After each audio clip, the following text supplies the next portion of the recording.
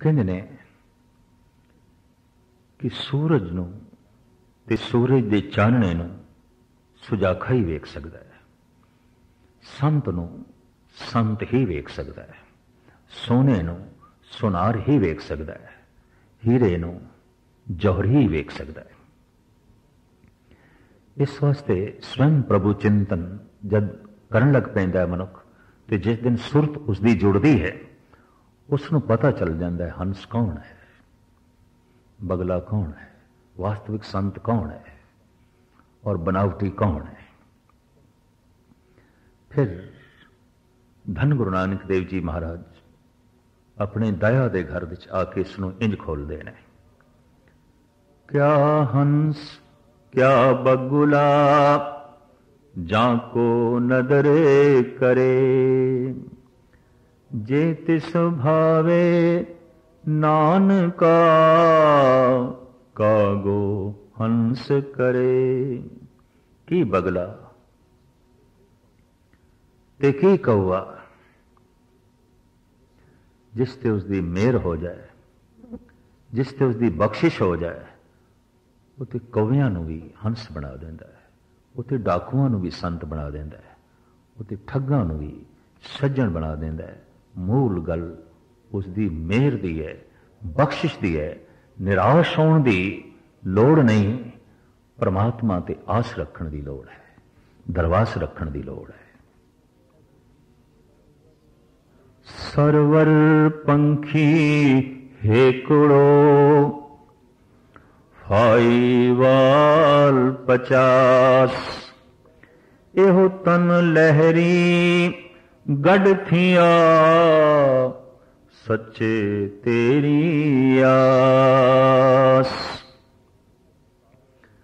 ਸੰਸਾਰ ਦੇ ਸਰੋਵਰ ਦੇ ਸ਼ਿਕਾਰੀ ਫਾਹੀਵਾਲ ਤੇ 50 ਨੇ, ਮੈਂ ਇੱਕ ਹਿਰਨ ਕੱਲਾ ਹੈ, ਸ਼ਿਕਾਰੀ 50 ਨੇ। ਜਾਲ ਪਾਉਣ ਵਾਲੇ ਬਹੁਤ ਸਾਰੇ ਨੇ, ਇਹੋ ਤਨ ਲਹਿਰੀ ਗੜ ਥੀਆ, ਸੱਚੇ ਤੇਰੀ ਆਸ। ਲਹਿਰਾਂ ਦੀ ਲਪੇਟ ਦੇ ਲੋਭ ਦੀਆਂ ਵਾਸ਼ਨਾ ਦੀਆਂ ਲਹਿਰਾਂ ਦੀ ਲਪੇਟ ਦੇ ਇਹ ਤਨ ਫਸ ਗਿਆ ਹੈ, ਇਹ ਮਨ ਫਸ ਗਿਆ ਹੈ। ਇਹ ਖੁਦਾ ਹੁਣ ਤੇਰੀ ਟੇਕ ਹੈ, ਤੇਰਾ ਆਸਰਾ ਹੈ।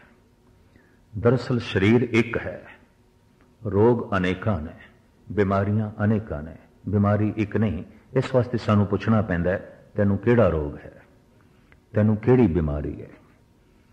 ਮਨੁੱਖ ਦਾ ਮਨ ਤੇ ਇੱਕ ਹੈ, ਔਗੁਣ ਤੇ ਬੇਸ਼ੁਮਾਰ ਨੇ, ਬੇਸ਼ੁਮਾਰ ਨੇ। ਤੰਦਰੁਸਤੀ ਇੱਕ ਹੈ, ਬਿਮਾਰੀਆਂ ਅਨੇਕ ਨੇ। ਗੁਣ ਤੇ ਇੱਕੋ ਹੀ ਹੈ ਔਰ ਕਾਫੀ ਹੈ। ਉਸ ਗੁਣ ਦੇ ਹੁੰਦਿਆਂ ਹੀ ਸਾਰੇ ਗੁਣ ਆ ਜਾਂਦੇ ਨੇ, ਔਰ ਉਹ ਗੁਣ ਹੈ ਪ੍ਰਭੂ ਚਿੰਤਨ, ਪ੍ਰਮਾਤਮਾ ਦੀ ਯਾਦ। ਕਾਫੀ ਹੈ, ਇਸ ਦੇ ਸਭ ਕੁਝ ਆ ਜਾਂਦਾ ਹੈ। ਸਾਰੇ ਗੁਣ ਇਸ ਦੇ ਸਮਾ ਜਾਂਦੇ ਨੇ, ਔਰ ਔਗੁਣ ਤੇ ਅਨੰਤ ਨੇ, ਬੇਸ਼ੁਮਾਰ ਨੇ, ਅਥਾਹ ਨੇ। ਤੋ ਬਾਬਾ ਫਰੀਦ ਕਹਿੰਦੇ ਨੇ, ਸੰਸਾਰ ਦੇ ਇਸ ਜੰਗਲ ਵਿੱਚ ਮੈਂ ਇਕੱਲਾ, ਫਾਹੀਵਾਲ 50 ਨੇ, ਮੈਂ ਇਕੱਲਾ। ਲਹਿਰਾਂ ਬਹੁਤ ਸਾਰੀਆਂ ਨੇ ਮੈਨੂੰ ਡੋਬਣ ਲਈ। ਇਹ ਸੱਚੇ ਹੁਣ ਤੇਰੀ ਆਸ ਹੈ, ਔਰ ਵਾਕਈ ਉਹਦੀ ਆਸ ਤੇ ਹੀ ਇਹਨਾਂ ਲਹਿਰਾਂ ਤੋਂ ਨਿਕਲਿਆ ਜਾ ਸਕਦਾ ਹੈ, ਔਰ ਇਹਨਾਂ ਫਾਹੀਵਾਲਿਆਂ ਤੋਂ ਬਚਿਆ ਜਾ ਸਕਦਾ ਹੈ। तो बचन का तौर तरीका, आखिर ढंग उसकी आस, पर फिर भी बाबा फरीद अपने ढंग नाल खोलते हैं। कवण सो अखर कवण गुण, कवण सो मणिया मंत, कवण सो वेसो हो करी, जित वस आवे कन।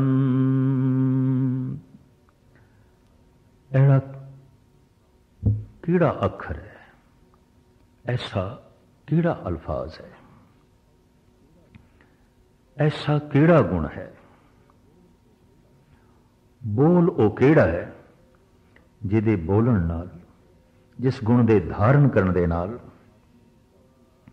परमात्मा की प्राप्ति हो जाए, ईश्वर की प्राप्ति हो जाए। और ऐसा केड़ा वेश है जिसनों धारण करिए ते परमात्मा नूं भा जाइए। खुलासा, निवण सो अखर खवणे गुण, जे बा मणिया मंत, ए त्रै भैणे वेश कर, तामस आवी कन। अखर तर्ज जिंदगी, निमण निर्माणता, विनिमरता, खवण गुण सुंदर परमात्मा दे गुण किहड़े हो सकते ने? सहारना, बर्दाश्त दा मादा, सहनशीलता। दरअसल इत्थों ही पता चलता है कि मनुख का जिगरा कितना क वड्डा है। जितना वह सहार सकता है उतना ही उसका वड्डा जिगरा है, और जिगरा वड्डा ही चाहिए है परमात्मा लई। कहते ने हाथी वालियां नाल दोस्ती पानी ने तो घर के दरवाजे तो उच्चे ही रखने पैंदे ने। परमात्मा नाल संबंध जोड़ना है तो जिगरा तो बहुत वड्डा चाहिए है, बहुत वड्डा। विनिम्रता, सहनशीलता, ते तीसरा जेबा मणिया मंद, जबान चो बोल इंज निकलन जैसे मणि मोती हीरे जवाहरात। मिठा बोल, मिठा बोलना, सहनशीलता और विनिम्रता, ये त्रै भैणे वेश कर तांवस आवी कंद। ये जे तीन तरह का तू श्रृंगार कर लवें तो फिर खुदा की प्राप्ति हो सकती है, ईश्वर की प्राप्ति हो सकती है। किसी की निर्माणता वास्तविक उसकी कमजोरी होती है, किसी का मिठा बोलना वास्तविक उसकी मजबूरी होती है। अगर वो ऐसा ना बोले तो उसका कम बिगड़ता है। किसी की सहनशीलता, बर्दाश्त का मादा, ये भी उसकी मजबूरी होती है। कई दफा असी मजबूरी नूं, कमजोरी नूं भी शराफत मन लेने। नहीं, शराफत अगर मजबूरी है तो शराफत शराफत नहीं है। ये किधरे भुलेखा ना रह जाए। अपने ढंग नाल बाबा फरीद अगले श्लोक दे इस तरह खोलते हैं, मत होंदी होए इयाणा,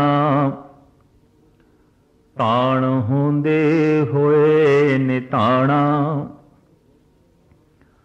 अण होंदे आप वंडाए, कोई ऐसा भगत सदाए। है कोई ऐसा भगत? मत होंदी होए इयाणा, है तो बहुत सियाणा, बड़ा गहरा चिंतक है, बड़ी लंबी सोचनी है, लेकिन सियाणियां दी महफिल विच सियाणप दा कोई दावा नहीं, सियाणप दा कोई मान नहीं। अक्सर अहंकार गुणों के आसरे ते टिकदा है, अवगुणों के आसरे ते नहीं। कोई मनुख भरी महफिल विच ऐसा नहीं कह सकता कि मैथों वड्डा कोई चोर नहीं है, लेकिन ये कह सकता है मैथों वड्डा कोई दानी नहीं है। कोई मनुख भरी महफिल विच ये नहीं कह सकता कि मेरे तो वड्डा कोई होर मूड नहीं है। पर अक्सर ऐसा तो सुनन विच आ जाता है और भरी महफिल विच मनुख कह उठता है मैथों वड्डा कोई ज्ञानी नहीं है। मैथों वड्डा कोई कवि नहीं है। जैसे कि भगत रविदास जी महाराज कहते ने, हम बड़ कव कुलीन, हम पंडित, हम जोगी सन्यासी, ज्ञानी गुणी सूर हम दाते, ये बुध कवे न नासी। मैं ज्ञानी, मैं सूरवीर, मैं जोगी, मैं दाता, मैं उच्ची कुल दा मालिक, मैं कुलीन। गुणों के आसरे ते माण वधदा है। हंकार गुणों की सेजा ते बैठता है। औगणियारे नूं ते हंकार नूं प्रगट करने लई कुछ है ही नहीं। धनवान हंकारी हो जाता है, सताधारी हंकारी हो जाता है। जितनी वड्डी सता उतना वड्डा हंकार, जितना वड्डा धन उतना वड्डा हंकार, जितने ज्यादा गुण उतना वड्डा हंकार। अहंकार गुणों की सेजा ते बैठता है। और अक्सर बड़े बड़े ज्ञानी दानश्वर सूक्ष्म रूप दे ते किधरे अस्थूल रूप दे परबल हंकारी हो जाते हैं। बाबे फरीद नूं इत्थे कहना पिया, मत होंदी होए इयाणा, अकल ते इस दे कोल है। सोच ते सकदा है बड़ा गहरा, सोच ते सकदा है बड़ा उच्चा, लेकिन इतनी अकल दे होंदे आया भी अकल दा प्रगटावा नहीं, अकल दा दावा नहीं, सियाणप दा हंकार नहीं। मत होंदी होए इयाणा, ताण होंदे होए निताणा। ताकत ते बड़ी है कोल, धन की ताकत है, जोबन की ताकत है, प्रभुता की ताकत है, बहुत वड्डी इसके कोल सता है, शक्ति है, पर फिर भी निताणा बनया होया है। अपनी ताकत का प्रगटावा नहीं, ताकत का दिखावा नहीं। जब कोई ताकत का दिखावा करन लग पैंदा है तो उसकी ताकत कमजोरां नूं लिताड़न लग पैंदी है। और जब कोई अपनी अकल का प्रगटावा करन लग पैंदा है तो हर एक नूं मूर्ख ही समझण लग पैंदा है। आपन को मुनवर कर थापे औरन को लगमात, मनसा बाचा कर्मना मैं देखे दोजक जात। आपस को दीरक करमाने औरन को लगमात, लगा मात्रा समझदा है, छोटा समझदा है, पर अपने आप नूं महान ऋषि मुनि उच्चा दीरक।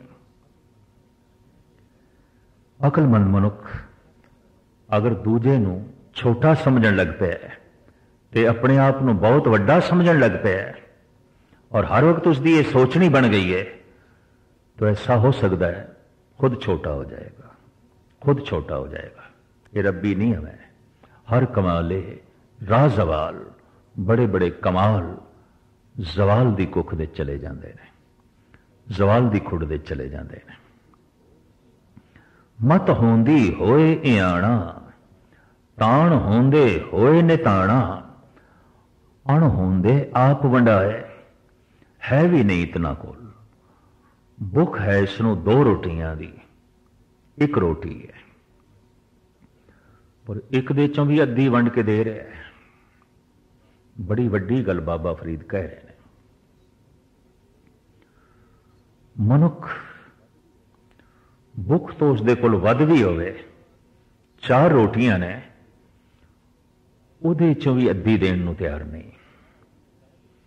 भुख बहुत ज्यादा है, 4 रोटियां दी है, इहदे कोल एक है, पर दूजे नूं वेख के अपनी उस एक दे चों भी अद्धी वंड के दे रहे हैं। अण होंदे आप वंडाए, है भी नहीं इतना कोल, फिर भी वंड के दे रहे हैं, फिर भी दूजे दे मुंह विच पा रहे। हसन एक सूफी संत होया है ईरान दे विच, उसकी झुग्गी विच रात दे समय एक चोर आ गया। इस झुग्गी विच कुछ भी नहीं सी सिवाय फकीर दे। निराश होके उदास होके जद ये चोर झुग्गी तो वापस जान लगा, फकीर ने हाथ जोड़े, आख्या मित्रा मैनू शर्म आ रही है, तू मेरे घर तो खाली जा रहे हैं, तेनू हर घर चों कुछ ना कुछ मिले होवेगा, तेनू हर घर चों कुछ ना कुछ लभे होवेगा, बड़ी शर्म आ रही है मैनू, तो मेरे घर तो खाली जा रहे हैं, पहले मेरे तन दे उत्ते एक कंबल है, ठंड ते भावें बहुत है, बर्फ पै रही है, ले जा तू, मेरा मान रहन दे, कोई ये ना आखे फकीर दे घर तो तू खाली आया है, तेरी आत्मा ये ना आखे इस घर चो मैनू कुछ नहीं लभ्या। एक कंबली इस फकीर दा पहरावा सी, कंबली ओढ़ना सी, एक कंबल तन तो की उतारिया, नगन फकीर है, रो पिया है फकीर, मेरे घर तो खाली ना जा, लेके जा। पर फकीर दे हंजुआ ने इस चोर दे पता नहीं जन्मां जन्मांतरां दे पापां नूं धो दिता। होंदे ने कुछ ऐसे हंजू, दिल नूं बाग बाग कर देंदे ने और दिल नूं कंचन मोती बना देंदे ने। तदी ते अजीम शायर गुरु गोबिंद सिंह जी महाराज दे हजूरी कवि नंद लाल कहंदे ने, दो चश्म मन के दरियाए अजीमुल शान ए गोया, जहर अशकंब वद शादाविये सरबाग बाग ईजा। मेरी दो अखां दे ये दो हंजू ऐसे अजीमुल शान दरिया ने, हजारां हिरदियां दे बाग संवारे जा सकते हैं, सरसब्ज किए जा सकते हैं। और अगे चल के ये महान गुरु के लाडले भाई साहब भाई नंदलाल कहते ने, शाहे उम्मीद आशिक हरगिज समर न गीरत। ऐ आशिक, ऐ खुदा दे प्रेमी, ऐ रब दे प्रेमी, तू उम्मीद का बूटा लाया, आसा का बूटा लाया, इनू खुदाई मिलाप का फल नहीं लगेगा, इनू परमात्मा के मिलाप का फल नहीं लगेगा। क्यों?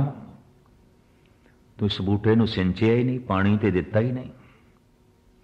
उम्मीद के बूटे नू, आसा के बूटे नू केड़ा पानी देना है?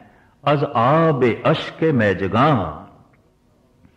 ता सबज तर न बाशद। जितने चिर तक अखां दा जल इस बूटे विच ना पाईए, इस आसा दे बूटे नू मिलाप दा फल लगदा ही नहीं। ये चोर फकीर दे कदमां ते डिग पिया और इसने हथ जोड़ के आख्या, इस झुग्गी तो मैनू वो सौगात मिली है जो बड़े बड़े महलों विच भी सन ला के नहीं मिली। गजब की गल यह है, उत्थे सन ला के भी नहीं मिली, इत्थे सन लाउण की लोड़ भी नहीं मिली, और सन लाउण नूं कुछ है भी नहीं सी, मिल गई, अचानक मिल गई। जद भी ये सौगात मिलती है, मिलती अचानक ही है। अणहोंदे आप वंडा है। इस हसन कोल है तो कुछ भी नहीं सी, सिर्फ एक तन का कंबल सी, वो भी अगे कर दिता। भुख ते दो रोटियां दी है, इहदी कोल एक है, ये भी अद्धी करके दे रहा है। बाबा फरीद कहते ने, अकल दे होंदियां होयां भी कोई अकल की प्रदर्शनी ना करे, इयाना बनया रहे। ताकत दे होंदियां होयां भी कोई ताकत की प्रदर्शनी ना करे, निताना बनया रहे। कोल कुछ भी नहीं, फिर भी वंडन का जज्बा है। कुछ नहीं दे सकता तो मिठे बोल ते दे सकता है, कुछ नहीं दे सकता तो एक पानी का घुट ते दे सकता है। महात्मा बुद्ध करमंडल विच पानी है, रस्ते विच बूटे नूं पा देंदे ने। आनंद जो आप दा चचेरा बिरा है कहंदा भगवान अजे वाट ते बड़ी लंबेरी सी, सानू प्यास लग सकदी सी, तुसी पानी बूटे नूं दे दिता है। आनंद सानू प्यास लग सकदी सी, बूटा प्यासा सी। मेरे कोल पानी होवे, प्यासे बूटे नूं वेख के मैं पानी लैके लंघ नहीं सकता। देण दी इतनी प्रबल बिलती, एक करमंडल पानी उस बूटे लई ते करोड़ों रुपया तो वध है। किसी का एक कौड़ी दान भी करोड़ों वर्गा होंदा है, और हंकार आश्रित खड़ा करोड़ों का दान कौड़ियां नालों भी तुच्छ होंदा है, बेमैनी होंदा है।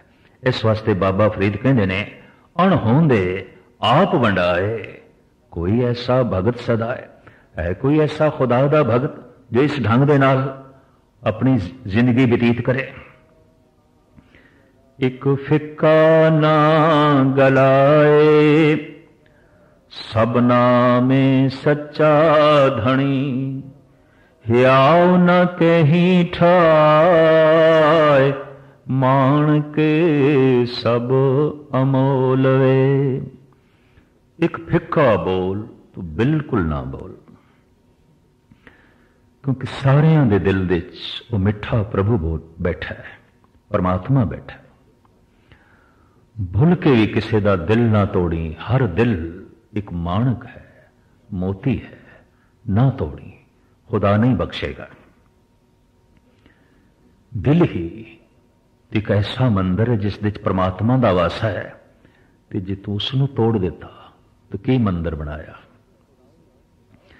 दिल ही एक ऐसी खुदाई किताब है जिस विच खुदा दी याद लिखी है। तू इस किताब नूं फाड़ दिता तो की कुरान पढ़ी, की पुराण पढ़िया। दिल ही एक ऐसा तीर्थ है जिस घाट से परमात्मा बैठा है, परमात्मा मिलता है। ये घाट ही तू तोड़ दिता तो की खुदा दा मिलना, की परमात्मा दा मिलना। तो बाबा फरीद कहते ने, एक फिक्का ना गलाए सबना में सच्चा धनी, याव न के ही ठाए माणक सब अमोल वे। सारियां दे हिरदे अनमोल माणक ने, सुच्चे मोती ने, तोड़न की कोशिश ना कर। इस लड़ी का बाबे फरीद जी का आखिरी श्लोक।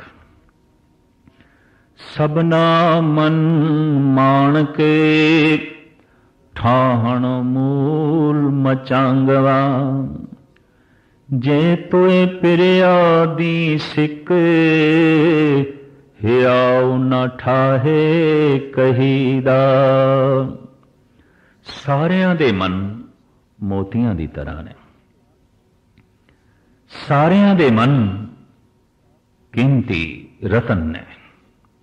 ठाहण मूल मचांगवा, तो भूल के भी तोड़न की कोशिश ना करें, तो भूल के भी टुकड़े टुकड़े करने की कोशिश ना करें। जे तो पिरिया दी सिख, जे तेनू परमात्मा दे मिलन की आस है, इच्छा रखना है, तो हियाव ना काही ठाईदा। किसी भी हिरदे नू तोड़न की कोशिश ना करें, खुदा माफ नहीं करेगा। हाफिज का एक बड़ा कीमती शेर है, मैं खुरो पीले शराब, मुसहफ बस हो जो अग ला दे किसे ग्रंथ नू, किसी धार्मिक पुस्तक नू। मुसहफ बस हो जो आतिश अंदर का वाजन, धार्मिक मंदिर नू भी अगन भेंट कर दे, जला दे।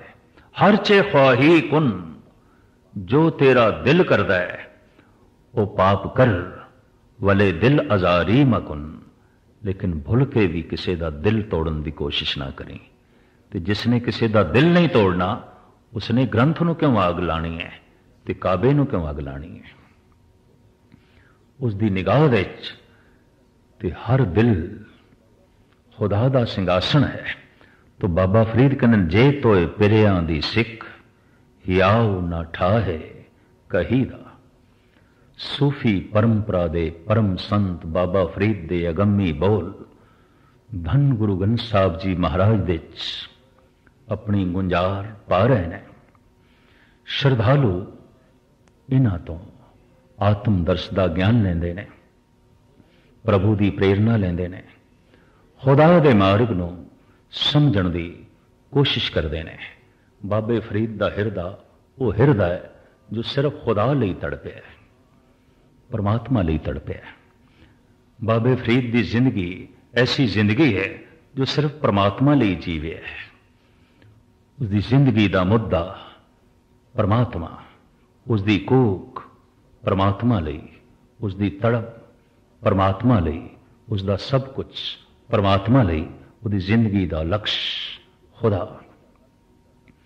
और जब भी किसी की जिंदगी का लक्ष्य खुदा हो जाता है, उहदे बोलों दे भी खुदा टपकन लग पैंदा है, उहदे बोलों दे भी खुदा ही बोलन लग पैंदा है। दरअसल खुदा खुदा करदे हां एक दिन फकीर ते चुप हो जाता है, फिर खुदा ही बोलन लग पैंदा है।